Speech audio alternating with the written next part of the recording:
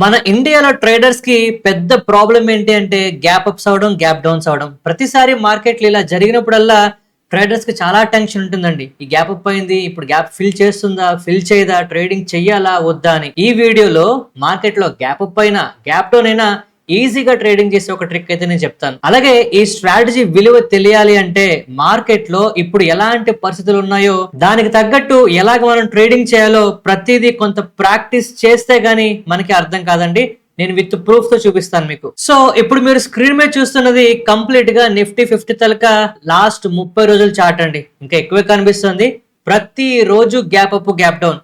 Especially April 8వ తారీఖు ఇక్కడ స్క్రీన్ మీద చూడండి ఒకసారి. ఏప్రిల్ 8వ తారీఖున ఎంత పెద్ద గ్యాప్ అప్ అయిందో చూడండి. ఇలాంటి గ్యాప్ అప్స్, గ్యాప్ డౌన్స్ లో నేను యూజ్ చేస్తున్న స్ట్రాటజీలు ఏంటి, నాకు ప్రాఫిట్లు వచ్చే రాలేదా, ఇలాంటివన్నీ మాట్లాడదాం. సో ఇప్పుడు కన్సోల్ కి వెళ్తున్నానండి. నేనైతే లాస్ట్ 30 డేస్ తలక డీటెయిల్స్ అయితే చూపిస్తాను మీకు. సో లాస్ట్ 30 రోజుల్లో ప్రతిరోజు గ్యాప్ అప్స్, గ్యాప్ డౌన్స్ జరిగాయండి. ట్రేడింగ్ నేను చేశాను, ఎలాగైంది ఇక్కడ మీరు చూస్తున్నారు. బట్ ఇవాళ ఒక మేజర్ ట్రిక్ అయితే చెప్తాను, మిస్ అవ్వకుండా చూడండి. అండ్ అంతేకాదండి, ఏప్రిల్ 8వ తారీఖున ఎస్పెషల్లీ అంత పెద్ద గ్యాప్ అప్ అయినప్పుడు ఎలాగ ట్రేడింగ్ చేస్తాను కూడా ఎక్స్ప్లెయిన్ చేస్తాను చూడండి ఒకసారి. సో ఇప్పుడు ఒక్క రిక్వెస్ట్ అండి, నేను చెప్పేదే 100% ఫాలో అవ్వండి నేను చెప్పట్లేదు. నేను చెప్పేదే 100% కరెక్ట్ అని నేను చెప్పట్లేదు. నేను ఏ స్ట్రాటజీ వాడుతున్నాను, మార్కెట్ లో పరిస్థితులు ఏంటి, ఆ పరిస్థితి తగ్గట్టు స్ట్రాటజీని ఎలా మార్చుకుంటున్నాను, ఇలాంటివి నేను చెప్తానండి. ఎందుకంటే యూట్యూబ్ లో మీరు చాలా వీడియోస్ చూస్తారు, అన్ని స్ట్రాటజీలు ఎక్స్ప్లెయిన్ చేస్తారండి. కానీ లైవ్ లో ఎవరు కూడా ట్రేడింగ్ చేసి చూపించట్లేదు. ఒకవేళ చూపించినా ఆ స్ట్రాటజీని ఎలా మార్చుకున్నారో ఎవరు చూపించట్లేదండి. నేను ఆ ప్రయత్నం చేస్తున్నాను. నేను చేస్తున్న ఈ ప్రయత్నం మీకు నచ్చుతుందా అండి? దీనివల్ల ఉపయోగం ఉంటుంది అనుకుంటున్నారా? అయితే మన వీడియోకి ఒక లైక్ చేయండి, అలాగే మన ఛానల్ కి సబ్స్క్రైబ్ చేయండి. నేను నిజంగా స్ట్రాటజీసే కాదండి, స్ట్రాటజీస్ ని ఏ టైం కి వాడుతున్నాను, ఏ స్ట్రాటజీ ఎప్పుడు వాడుతున్నాను, ఆ టైం కి ఎలాగ మార్కెట్ కండిషన్ బట్టి మార్చుకుంటున్నాను, ఇలా ప్రతిదీ విత్ ప్రూఫ్ తో చూపిస్తున్నా. మరి దీనికి మీరు ఎంత సపోర్ట్ చేస్తారు? మీరు నిజంగా మన వీడియోకి సపోర్ట్ చేద్దాం అనుకుంటే కింద కామెంట్ సెక్షన్ స్వైప్ చేస్తే మీకు హైప్ అనే ఆప్షన్ వస్తుందండి. ఈ హైప్ ఆప్షన్ క్లిక్ చేస్తే నిజంగా మన ఛానల్ కి హెల్ప్ చేసిన వాళ్ళు అవుతారు. ఈ హెల్ప్ చేస్తారు నాశిస్తూ. Let's continue the video. So ఇప్పుడు స్క్రీన్ కొంచెం జూమ్ చేస్తున్నానండి, గమనించండి. ఏప్రిల్ 8వ తారీఖున మనకి చాలా పెద్ద గ్యాప్ అప్ తో మార్కెట్ అయితే ఓపెన్ అయింది. సో ఇలాగ ఎప్పుడైతే గ్యాప్ అప్స్, గ్యాప్ డౌన్స్ అవుతాయో ఫస్ట్ అందరికి భయం వేస్తుంది. ఇప్పుడు ఈ గ్యాప్ అప్ ఏమవుతుంది, ఇంకా పెరుగుతుందా, కింద పడిపోతుందా, కవర్ అవుతుందా ఏంటి అని. ఫస్ట్ ఆ భయపడడం తగ్గించుకోవాలండి. ఇది ఎక్స్పీరియన్స్ తో వస్తుంది. సో ఇప్పుడు మనం స్క్రీన్ కనుక కొంచెం జాగ్రత్తగా గమనిస్తే ఫస్ట్ ఎంత గ్యాప్ అప్ అయింది అనేది మనం చూసుకోవాలి. జనరల్ గా చిన్న గ్యాప్ అప్స్ అవుతాయి, పెద్ద గ్యాప్ అప్స్ అవుతాయి, గ్యాప్ డౌన్స్ అవుతాయి. కానీ ఈ రేంజ్ ఎంత ఉందని చూసుకోవాలి. ఈ రేంజ్ ప్రీవియస్ డేస్ కన్నా పెద్ద గ్యాప్ అప్ అయిందా, ప్రీవియస్ డేస్ తో సమానంగా ఉంది అనేది మనకు తెలియాలండి. అప్పుడే మనం ఒక డెసిషన్ క్లియర్ గా తీసుకోగలం. సో ఇక్కడ క్లియర్ గా ప్రీవియస్ ట్రేడింగ్ సెషన్స్ ఎంత ఉన్నాయో వాటన్నిటికన్నా పెద్ద గ్యాప్ అప్ అయింది. అంటే 100% ఇలాంటి గ్యాప్ అప్స్ గానీ, గ్యాప్ డౌన్స్ గానీ, ఇంత పెద్ద పెద్ద గ్యాప్ అప్స్ గానీ, గ్యాప్ డౌన్స్ గానీ అంత వేరం ఫిల్ అవ్వవు. అంటే గ్యాప్ అప్ అయితే వెనక్కి రావడం కష్టం, గ్యాప్ డౌన్ అయితే తిరిగి పైకి వెళ్ళడం కష్టం. ఎందుకంటే చిన్న గ్యాప్ అప్స్ అంటే చిన్న న్యూస్ మామూలుగా ఉంటుంది. పెద్ద గ్యాప్ అప్ వచ్చిందంటే దాని అర్థం ఏంటి, ఖచ్చితంగా ఒక పెద్ద ఈవెంటే ఉండాలి. సో ఈవెంట్ ఏదట అవనివ్వండి, మనకు కావాల్సింది ఏంటి, ఖచ్చితంగా పెద్ద గ్యాప్ అప్ వచ్చింది, అది ప్రీవియస్ డేస్ కన్నా ఎక్కువ ఉంది కనుక ఫర్దర్ గా అప్ సైడ్ ఉంటుంది అనుకోవచ్చు. ఒకవేళ లేకపోయినా చెప్తున్నాను చూడండి, ఇప్పుడు చెప్తున్న సినారియోని 100% ఇదే జరుగుతుంది అనుకోవడం తప్పు. ఓకేనా? సో మార్కెట్ లో ఎటువంటి సినారియో ఉన్నా ఆ సినారియోకి తగ్గట్టు మన స్ట్రాటజీని మార్చుకోవడం మనకు రావాలి. అదే ఇప్పుడు చెప్తాను. ఎందుకంటే గ్యాప్ అప్స్, గ్యాప్ డౌన్స్ అందరికీ తెలిసిందే. ఇక్కడ పరిస్థితి తగ్గట్టు మారడం ఎలాగో నేను చూపిస్తాను. మీరు చూసినట్టయితే ఏప్రిల్ 8వ తారీఖు ట్రేడింగ్ చేశానండి, ఏప్రిల్ 9, ఏప్రిల్ 10 ట్రేడింగ్ చేశాను. కానీ 6-7 తారీఖుల్లో నేను ట్రేడింగ్ చేయలేదు. 6వ తారీఖు నేను తిరుపతి నుంచి వస్తున్నానండి. నిజంగా చెప్తున్నా, 6వ తారీఖు నేను ట్రేడింగ్ చేసుంటే నిజంగా లాస్ వచ్చేదేమో. చార్ట్ కూడా చూపిస్తానండి, గాబరపడద్దు. 8వ తారీఖు నిజంగా చాలా గ్యాప్ అప్ అయిందండి. దీన్ని మనం చూద్దాం ఇప్పుడు. గ్యాప్ అప్స్, గ్యాప్ డౌన్ అయినప్పుడు మనం ఇంట్రాడే చేస్తాం కనుక 15 మినిట్స్ టైం ఫ్రేమ్ కి వెళ్దామండి. కానీ నేనైతే జనరల్ గా ఇప్పుడు 5 మినిట్స్ టైం ఫ్రేమ్ లో ట్రేడింగ్ చేస్తున్నాను. ఎందుకంటే మార్నింగ్ 9 నుంచి మధ్యాహ్నం 12 లోపు నా ట్రేడింగ్ కంప్లీట్ అయిపోవాలి కనుక, ఎందుకంటే వీడియోస్ తర్వాత చేయాలి కనుక. సో నేనైతే ఇప్పుడు 5 మినిట్స్ టైం ఫ్రేమ్ కి వెళ్తున్నానండి. సో 5 మినిట్స్ టైం ఫ్రేమ్ లో మనం క్లియర్ గా ఫస్ట్ ఏదైతే క్యాండిల్ ఓపెన్ అవుతుందో ఆ క్యాండిల్ తలక ఓపెన్, హై, లో, క్లోజ్ మెన్షన్ చేసుకోవాలి. సో ఇప్పుడు నేను ఫస్ట్ క్యాండిల్ తలక లో మెన్షన్ చేశానండి, అలాగే ఫస్ట్ క్యాండిల్ తలక హై ఒకటి మెన్షన్ చేశాను. చాలా మంది ఏం చేస్తారంటే ఇక్కడ ఈ ఓపెన్, హై, లో, క్లోజ్ మెన్షన్ చేసిన తర్వాత ఏ బ్రేక్అవుట్ ట్రేడింగ్ చేయడానికి ట్రై చేస్తారండి. ఫస్ట్ గుర్తుపెట్టుకోవాల్సింది ఏంటి, గ్యాప్ అప్స్, గ్యాప్ డౌన్స్ అయినప్పుడు మనకి మార్కెట్ లో చాలా ప్రెషర్ కనిపిస్తుంది. ఆ ప్రెషర్ బ్రేక్అవుట్ మనం ట్రేడింగ్ చేయాలండి, డైరెక్ట్ గా రేంజ్ బ్రేక్అవుట్ కాదు. సో గ్యాప్ అప్స్ గానీ, గ్యాప్ డౌన్స్ కానీ అయిన ప్రతిసారి, ఎస్పెషల్లీ అది ఎక్కువ గ్యాప్ అప్ కానీ గ్యాప్ డౌన్ కానీ అయితే మనం ప్రెషర్ ఎంత ఎక్కువ బిల్డప్ అవుతుంది అనేది మనం ఫస్ట్ గెస్ చేయగలగాలి. సో 5 minutes టైం ఫ్రేమ్ లో మనం చూసామండి క్యాండిల్. నెక్స్ట్ క్యాండిల్ ఏమైంది, ఇన్సైడ్ బార్ వచ్చింది. దాని నెక్స్ట్ క్యాండిల్ ఏమైంది, అది కూడా ఇన్సైడ్ బార్. తర్వాత క్యాండిల్ కూడా ఇన్సైడ్ బార్ వచ్చిందా రాలేదా మనం పక్కన పెడదాం. ఆల్మోస్ట్ 5 నిమిషాల పాటు కంటిన్యూస్ గా మనకి ప్రెషర్ పెరిగిపోతూ వస్తుందండి. అంటే సైజ్ మనకి తగ్గిపోతూ వస్తుంది. ఇది క్లియర్ గా ఫర్దర్ గా పెద్ద బ్రేక్అవుట్ వస్తుందని ఒక ఎగ్జాంపుల్. నెక్స్ట్ క్యాండిల్ కూడా మనకి కాస్త రేంజ్ తగ్గిందండి. ఆ నెక్స్ట్ క్యాండిల్ కూడా మనకి ఇంకా రేంజ్ తగ్గిపోయింది. సో ఈ విధంగా 3 క్యాండిల్స్ మనకి కంటిన్యూస్ గా వచ్చిన తర్వాత ఏమైందండి, 3వ క్యాండిల్ తర్వాత బ్రేక్అవుట్ అవ్వడం స్టార్ట్ అయింది. ఈ బ్రేక్అవుట్ మనం ట్రేడింగ్ చేయొచ్చండి. అండ్ మోస్ట్ ఇంపార్టెంట్లీ పెద్ద గ్యాప్ అప్స్ గ్యాప్ డౌన్స్ అయినప్పుడు చిన్నవైనా సరే ఈ రేంజ్ అనేది మన టార్గెట్ కింద పెట్టుకోవాలి. ఇది ప్రధానమైన పాయింట్ అండి.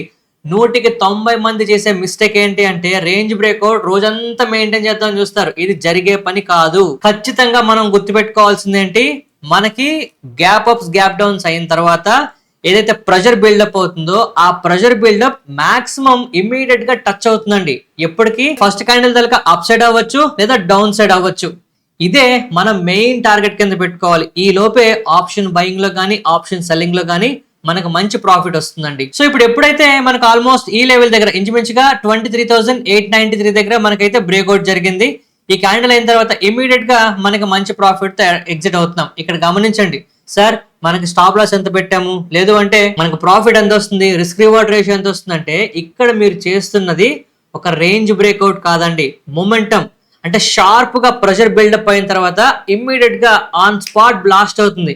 ఆ బ్లాస్ట్ ని మనం క్యాప్చర్ చేస్తున్నాం. సో ఇక్కడ కొన్నిసార్లు రిస్క్ ఎక్కువ ఉండొచ్చు, తక్కువ ఉండొచ్చు. ఎప్పుడైనా గుర్తుపెట్టుకోండి, బ్రేక్అవుట్ అనేది ఆర్ బ్రేక్ డౌన్ అనేది లెవెల్స్ కి దగ్గరగా వస్తే మనకు అదృష్టం. ఎందుకంటే రిస్క్ రివార్డ్ రేషియో బాగుంటుందండి. ఈ రేంజ్ కి ఆల్మోస్ట్ హాఫ్ కన్నా కిందన మనకు బ్రేక్అవుట్ అయితే అయింది. సో అందువల్ల రేంజ్ కి వెళ్లే వరకు కూడా మనకు ఛాన్స్ ఉంటుంది. అండ్ ఇదే బ్రేక్అవుట్ ఒకవేళ రేంజ్ మనం ఏదైతే ఫస్ట్ రేంజ్ మెయింటైన్ చేస్తామో దానికన్నా కిందన అయింది అనుకోండి, అక్కడ మనకి రిస్క్ ఎక్కువైపోతుంది. ఎందుకంటే ఆ రేంజ్ మనం టార్గెట్ కింద పెట్టుకుంటాం కనుక. సో మీకు ఎక్స్ప్లెయిన్ చేయడానికి ట్రై చేస్తానండి, ఒకసారి జాగ్రత్తగా చూడండి. సో ఇది అప్ సైడ్ రేంజ్ అనుకుందామండి, ఇది డౌన్ సైడ్ రేంజ్ అనుకుందాం.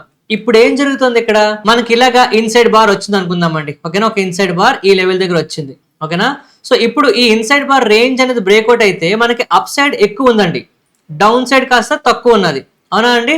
అలా కాకుండా కొన్నిసార్లు ఏమవుతుందంటే ఇదే అప్ సైడ్ బ్రేక్అవుట్ ఇక్కడ క్యాండిల్ ఫామ్ హై వచ్చింది అనుకోండి, ఇది మనకి ఏమవుతుంది, ఇదే మన టార్గెట్ అవుతుంది. అంటే చాలా చిన్నది ఉంటుంది. అలాంటప్పుడు మనం కొంచెం జాగ్రత్తగా ఉండాలి. ఎస్పెషల్ ఈ రేంజ్ బ్రేక్అవుట్ మీద ట్రేడింగ్ చేస్తే మనకు ప్రాబిలిటీ పెరుగుతుందండి. బట్ అక్కడ కూడా ఏంటి, ఇమ్మీడియట్ గా బ్లాస్ట్ కంప్లీట్ అయ్యి నెక్స్ట్ మూమెంట్ మారిపోయే లోపు మనం ప్రాఫిట్లు బుక్ చేసుకోవడం తొందరగా నేర్చుకోవాలి. మీరు గమనిస్తే 8వ తారీఖు గాని 9వ తారీఖు గాని 10వ తారీఖు గాని కంటిన్యూస్ గా నా ట్రేడింగ్ కంప్లీట్ గా ఆప్షన్ బయింగే ఉందండి. మార్కెట్ లో డైరెక్షన్ ఎలా ఉన్నా సరే ఫస్ట్ నేను ఆప్షన్ సెల్లింగ్ స్టార్ట్ చేస్తాను. ఒకవేళ ఆప్షన్ సెల్లింగ్ లో ప్రాఫిట్ వస్తే నో ప్రాబ్లం, ప్రాఫిట్ రాకపోతే ఖచ్చితంగా ఆప్షన్ బయింగ్ లో కన్వర్ట్ అవుతానండి. అండ్ ఆప్షన్ బయింగ్ ఎప్పుడు కూడా ఆన్ స్పాట్ లో మొమెంటం ని క్యాప్చర్ చేయడానికి అయితే చేస్తాను. సో ఏప్రిల్ 6 నుంచి ఆల్మోస్ట్ 10వ తారీఖు వరకు నాకు వచ్చిన ప్రాఫిట్ అయితే ఆల్మోస్ట్ 16,500 అండి.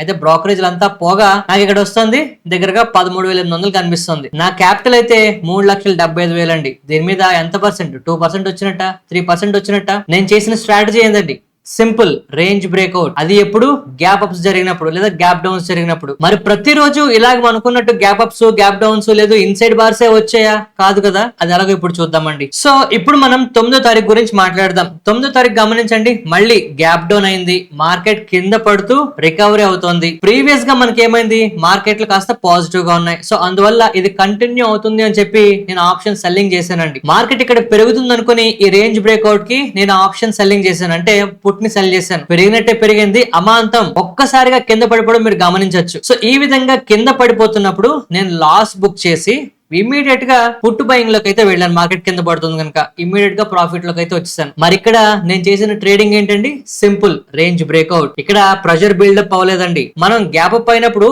ఏం స్ట్రాటజీ అనుకున్నాం, ఎప్పుడైతే ప్రెషర్ బిల్డప్ అవుతుందో అక్కడ మనకి ట్రేడింగ్ ఈజీ అనుకున్నాం. ఇక్కడ ప్రెషర్ బిల్డప్ అవ్వలే. ఇక్కడ ఏం జరిగిందండి, రేంజ్ బ్రేక్అవుట్ జరిగింది, direct range breakout. So market లో అప్ సైడ్ కి వెళ్తున్నాయి కనుక నేను పుట్ అయితే సెల్ చేశాను, ప్రాఫిట్ లో కూడా వెళ్ళానండి. కానీ ఇమ్మీడియట్ గా మార్కెట్ లో డైరెక్షన్ చేంజ్ చేసేసుకున్నాయి. అంటే ఖచ్చితంగా మనం రియాక్ట్ అవ్వాల్సిన టైం ఇది. ఇక్కడ గమనించండి, ఇక్కడ రియాక్ట్ అవ్వకపోయి ఉంటే కంప్లీట్ గా అకౌంట్ లో డబ్బులు పోయేవండి. సో ఇక్కడ లాస్ బుక్ చేసుకుంటూ ఇమ్మీడియట్ గా ఇది చాలా విగ్రస్ గా కనిపిస్తుంది. ప్రీవియస్ గా ఉన్న 3 క్యాండిల్స్ రేంజ్ ని డామినేట్ చేసేలా కనిపిస్తుంది కనుక నేను వెంటనే పుట్ బయింగ్ అయితే చేశాను. బయింగ్ చేసినప్పుడు కాస్త క్వాంటిటీస్ ఎక్కువ తీసుకుంటాం. 3 లాట్లు అవ్వచ్చు, 4 లాట్లు అవ్వచ్చు, 5 లాట్లు అవ్వచ్చు. అక్కడ ఉన్న రిస్క్ ని బట్టి ఎగ్జిస్టింగ్ నాకు ఒక లాస్ ఉందనుకోండి, ఆ లాస్ ని బట్టి మార్కెట్ పరిస్థితిని బట్టి నా తలక పొజిషన్ ని ఇమ్మీడియట్ గా మార్చుకున్నానండి. చాలా మంది ఏం చేస్తారంటే లాస్ వస్తున్నప్పుడు క్యాండిల్ క్లోజ్ అయ్యే వరకు కూర్చుందాం అనుకుంటారు. ఒక్కోసారి పెద్ద క్యాండిల్ వస్తుంది, ఇలాగే పరిస్థితి తగ్గట్టు మనం మారాల్సిందే.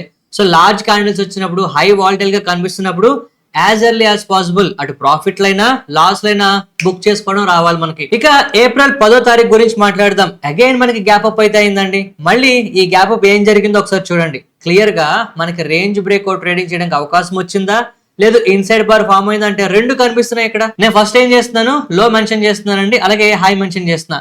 సో క్లియర్ గా ఏమైంది, నెక్స్ట్ వచ్చిన 2-3 క్యాండిల్స్ కూడా ఇన్సైడ్ బార్స్ లా కనిపిస్తున్నాయి. రేంజ్ బ్రేక్అవుట్ అవడానికి అవకాశం ఉంది, కానీ మనం వెయిట్ చేయాల్సిన పరిస్థితి కనిపిస్తుంది. సో ఇలాంటి టైముల్లో ఫస్ట్ మనం ఏం చేయాలి అంటే సెకండ్ క్యాండిల్ తలక సైజ్ చాలా ఇంపార్టెంట్ గా మనం చూస్తామండి. ఎందుకంటే ఫస్ట్ క్యాండిల్ ఎప్పుడు ఆల్మోస్ట్ కాస్త విగ్రస్ గా ఉంటుంది, సెకండ్ క్యాండిల్ కూడా అంతే విగ్రస్ గా ఉందనుకోండి, మనం వెయిట్ చేయడం బెటర్. వెయిట్ చేసి 3వ క్యాండిల్ మనకి ఖచ్చితంగా ఎంతో కొంత అవకాశం ఇస్తుందండి. అక్కడ మనకి రేంజ్ బ్రేక్అవుట్ అవుతుంది. మీరు కావాలంటే గమనించండి, 8వ తారీఖు మనం చేసిన ట్రేడింగ్ కూడా ఖచ్చితంగా మనకి ఏం జరిగింది, 3వ క్యాండిల్ దగ్గర వచ్చిందండి అవకాశం. చూసారా, 10వ తారీఖు రేంజ్ మెన్షన్ చేసుకుంటే 3వ క్యాండిల్ చిన్నది వచ్చింది. సో ప్రతిసారి కూడా 3వ క్యాండిల్ లెక్కను కాదండి. 1 మినిట్ టైం ఫ్రేమ్ ఓపెన్ చేస్తే 10వ క్యాండిల్ కి రావచ్చు, 15 మినిట్స్ టైం ఫ్రేమ్ లో 2వ క్యాండిల్ కే రావచ్చు. సో మనకి ఫస్ట్ వచ్చే 2-3 క్యాండిల్స్ లో వాల్యూమ్ గానీ, ప్రైస్ తలక రేంజ్ గానీ మనకి కాంట్రాక్ట్ అవ్వాలి. సో అక్కడ మనకి ఏం జరుగుతుందంటే ప్రెషర్ బిల్డప్ అవుతుంది. ఆ pressure buildup especially gap ups, gap downs లో మనం గమనించడం నేర్చుకోవాలి. స్ట్రాటజీ ఇంపార్టెంట్ కాదు, అందరికీ తెలుసు స్ట్రాటజీ. ప్రాక్టీస్, మార్కెట్ లో ఎగ్జిక్యూషన్, ఇది మీకు నేను చూపిస్తున్నానండి. అయితే ఇప్పుడు మనం 10వ తారీఖు నాడు నేను ఏం ట్రేడింగ్ చేశాను అంటే, నిజంగా చెప్తున్నానండి, 10వ తారీఖు మార్కెట్లు ఓపెన్ అవడమే, గ్యాప్ అప్ లో ఓపెన్ అయ్యాయి. ఆ గ్యాప్ అప్ ఓపెన్ అవడం కూడా ప్రీవియస్ రేంజ్ ఆల్మోస్ట్ కంప్లీట్ చేస్తూ ఓపెన్ అప్ అయింది. సో ఇనీషియల్ స్టేజ్ లోనే నేను డైరెక్ట్ గా ఆప్షన్ బయింగ్ కి వెళ్ళాను, ఇమీడియట్ గా ప్రాఫిట్ బుకింగ్ చేస్తాను. జనరల్ గా మాట్లాడాలంటే ఇక్కడ మీకు స్ట్రాటజీ చెప్పాను, కానీ ఈ ఫస్ట్ క్యాండిల్ క్లోజ్ అయ్యే లోపే ఆప్షన్ బయింగ్ లో నాకు ప్రాఫిట్ వచ్చేసింది. మీరు అడగచ్చు, సార్ మీరు ఫస్ట్ ఆప్షన్ సెల్లింగ్ చేస్తారు కదా, ఆప్షన్ బయింగ్ ఎందుకు వెళ్ళారు అని. మార్కెట్ లో మీరు కొంత ఎక్స్పీరియన్స్ తో చూస్తే నేను చెప్తుంటాను కదండి, గ్యాప్ అప్స్, గ్యాప్ డౌన్స్ మనకి చాలా చాలా మంచి అవకాశాలు క్రియేట్ చేస్తాయి. వాటిని చూసి భయపడకూడదు. ప్రీవియస్ ట్రేడింగ్ సెషన్ ఏమైంది, ఆ సెషన్ కన్నా కంప్లీట్ గా రేంజ్ మీద మనకి బ్రేక్అవుట్ కానీ, లేదా రేంజ్ కి కింద గ్యాప్ డౌన్స్ అవుతుంటే మనకి ఆ కంటిన్యూషన్ అనేది మనకి రావడానికి మాక్సిమం అవకాశాలు ఉంటాయండి. సో ఆన్ స్పాట్ లో రియాక్ట్ అవ్వడం మనం నేర్చుకోవాలి.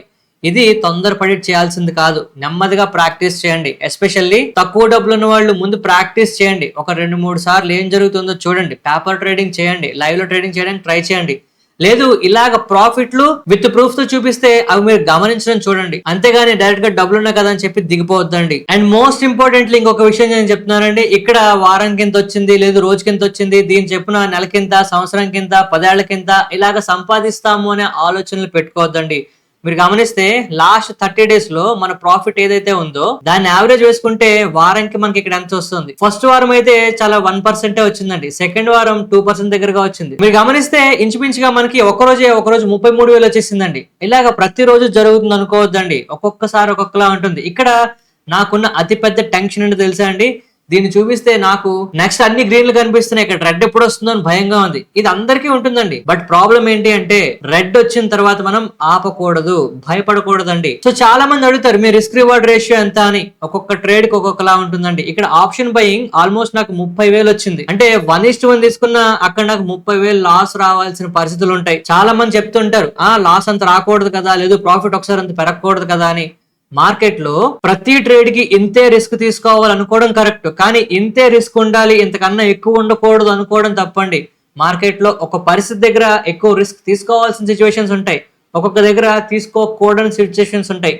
అలాంటి సిచ్యువేషన్ ఇప్పుడు మీకు ఎక్స్ప్లెయిన్ చేస్తాను చూడండి. సో ఈ వారంలో నేను 6వ తారీఖు 7వ తారీఖు ట్రేడింగ్ చేయలేదండి. 6వ తారీఖు చెప్పాను కదా, నేను తిరుపతి నుంచి వస్తున్నా, జర్నీలో ఉన్నా, చేయలేకపోయాను. బట్ 7వ తారీఖు మాత్రం నేను భయపడ్డాను ట్రేడింగ్ చేయడానికి, చూపిస్తాను చూడండి. సో ఇది 7వ తారీఖు అండి. ఏప్రిల్ 7వ తారీఖు నాడు మనం ఫస్ట్ క్యాండిల్ దలక లో 1 అలాగే హై 1 రేంజ్ మెన్షన్ చేద్దాం. నెక్స్ట్ మనకి ఇమీడియట్ గా ఏమైందండి, మనకి ఇన్సైడ్ బార్ ఫామ్ అయిందండి. అయితే ఇన్సైడ్ బార్ ఇక్కడ క్లియర్ గా బ్రేక్అవుట్ జరిగిపోయింది కదండి. ఇక్కడ ట్రేడింగ్ చేయడానికి ఎందుకు భయపడ్డారు మీరు అడగచ్చు. ఇందాక స్టార్టింగ్ లో ఒక పాయింట్ చెప్పాను గుర్తుందా, బ్రేక్అవుట్ అనేది మనం మెన్షన్ చేసుకున్న రేంజ్ కి దగ్గరలో వస్తే రిస్క్ రివార్డ్ రేషియో సరిపోదు అని చెప్పి ఇక్కడ అదే జరిగిందండి. మీరు గమనిస్తే ఇక్కడ ఇన్సైడ్ బార్ ఇక్కడ ఈ లెవెల్ వచ్చిందండి, అవునా? ఇప్పుడు చూడండి ఈ ఇన్సైడ్ బార్ తనకు బ్రేక్అవుట్ ఏమైంది, ఇమ్మీడియట్ గా మనం మెన్షన్ చేసుకున్న జోన్ దగ్గర వచ్చింది. సో ఇది ట్రేడింగ్ చేయడానికి నేనైతే భయపడ్డాను. సో ట్రేడింగ్ చేయలేదండి ఆ రోజు. సో ఇక్కడ భయపడడం అంటే నేనేదో ఆర్డర్ పెట్టడానికి ఇష్టం లేక గానీ నిజంగానే గజగజ వణికిపోయాను కాదండి. ఇక్కడ మనకి రిస్క్ రివార్డ్ రేషియో సెట్ అవ్వలేదు. చూడండి రిస్క్ రివార్డ్ రేషియోకి ఎంత ఇంపార్టెన్స్ ఇస్తామంటే మనకు వచ్చే సెటప్ లో రిస్క్ ఎక్కువ కనిపించింది అనుకోండి, అది మనం ట్రేడింగ్ చేయాల్సిన అవసరం లేదు. 100% ప్రతిరోజు ట్రేడింగ్ చేయాలని రూల్ ఏం లేదండి. మనకు అవకాశం లేదా హాయిగా కూర్చుందామండి. చాలా మంది చేసే మిస్టేక్ ఏంటంటే ట్రేడింగ్ అంటూ మొదలు పెట్టాం కనుక, ఏదో ఒకటి చూసాం కనుక, అనాలిసిస్ చేసాం కనుక ఇది ఎందుకు జరగలేదు అని బుర్రలు కొట్టుకుంటుంటారు. మనం అనుకున్నవన్నీ జరగవు. మార్కెట్ కి రెస్పెక్ట్ ఇవ్వాలి. అక్కడ నాకు రిస్క్ రివార్డ్ రేషియో నాకు నచ్చలేదు. జరిగింది గ్యాప్ డౌన్, బ్రేక్అవుట్ అవుతున్నది అప్పర్ సైడ్. ఎస్పెషల్లీ మనం మెన్షన్ చేసుకున్న జోన్ కి ఆ ఫస్ట్ క్యాండిల్ దగ్గర రేంజ్ కి దగ్గరలో అయిపోతుంది అంటే రిస్క్ రివార్డ్ రేషియో బాగుండదు. నేను ట్రేడింగ్ చేయలేదు. మీరు ఎప్పుడైతే ఇలా ప్రాక్టీస్ చేసి ఇది ఖచ్చితంగా ప్రతి రూల్, ఇప్పుడు నేను చెప్పిన 3 రూల్స్ చెప్తుంటానండి. రేంజ్ బ్రేక్అవుట్, మన కంపల్సరీగా వాల్యూమ్ అనేది తగ్గాలి లేదా ప్రైస్ తగ్గ రేంజ్ తగ్గుతూ ఉండాలి, బ్రేక్అవుట్ రావాలి, ఇన్సైడ్ బార్ రావాలి, లేదు అంటే ఫస్ట్ రేంజ్ బ్రేక్అవుట్ అవ్వాలి. ఇవన్నీ మీరు 1 by 1 నోట్ చేసుకొని చెప్పిన పాయింట్స్ అన్ని రాసుకుంటే మీకు క్లారిటీ వస్తుంది. విత్ ప్రాక్టీస్, విత్ ఎగ్జిక్యూషన్ చేస్తే మీరు కూడా రిజల్ట్స్ చూస్తారండి. అంతేగాని ఎటువంటి ప్రాక్టీస్ లేకుండా బ్లైండ్ గా మాత్రం ట్రేడింగ్ లోకి అయితే దిగద్దు. ఇప్పుడు నేను చెప్తున్న ఈ పాయింట్స్ మీకు నచ్చినా, కరెక్ట్ అనిపించినా తప్పకుండా మన వీడియోకి లైక్ చేయండి.